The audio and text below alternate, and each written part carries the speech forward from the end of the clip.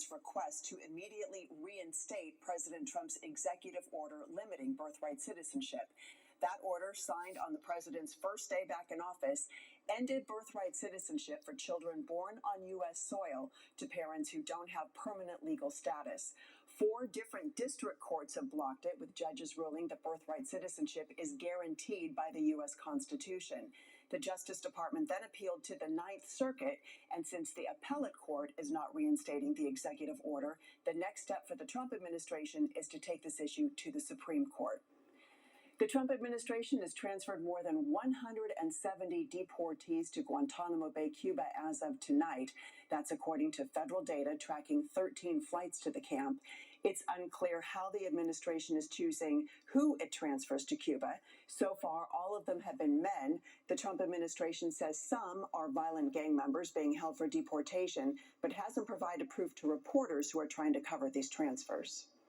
Well, the Trump administration's budget cuts could soon come to the military. Is directing the military to draw up a list of potential cuts totaling about $50 billion from the upcoming budget for fiscal year 2026. The money is to be redirected into President Trump's priorities for national defense. And now to the war in Ukraine, and President Trump's attacks on Ukrainian President Volodymyr Zelensky continue tonight, with the president once again calling Zelensky a dictator and hinting that Zelensky, that is, want the war to continue. A dictator without elections. Zelensky better move fast, or he's not going to have a country left. Got to move fast, because that war is going in the wrong direction. Europe has failed to bring peace, and Zelensky probably wants to keep the gravy train. The president said negotiations in Saudi Arabia with Russian representatives regarding Ukraine have gone well. Yesterday, President Trump blaming Zelensky for starting the war, even though it was Russia that invaded Ukraine 3 years ago. President Zelensky, for his part, saying that President Trump is in what he calls a disinformation bubble, suggesting that he's following Russian propaganda.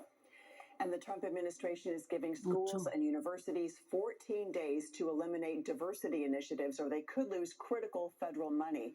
In a recent memo, the Education Department issued an ultimatum to schools to stop using what they call racial preferences as a factor in admissions, financial aid, hiring, or other areas. We spoke to our state school superintendent. He says right now, California's public school plan is to keep all programs. Recognize that these are programs that help students to overcome historic barriers and challenges that they have experienced, and we're going to keep running those programs. Tony Thurmond also says he believes the law will support the schools.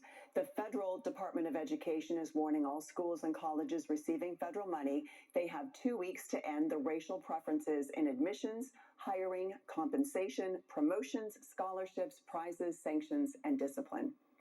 Well, a high-speed pursuit through the streets of Yolo County. When we come back in 60 seconds, how this one came to an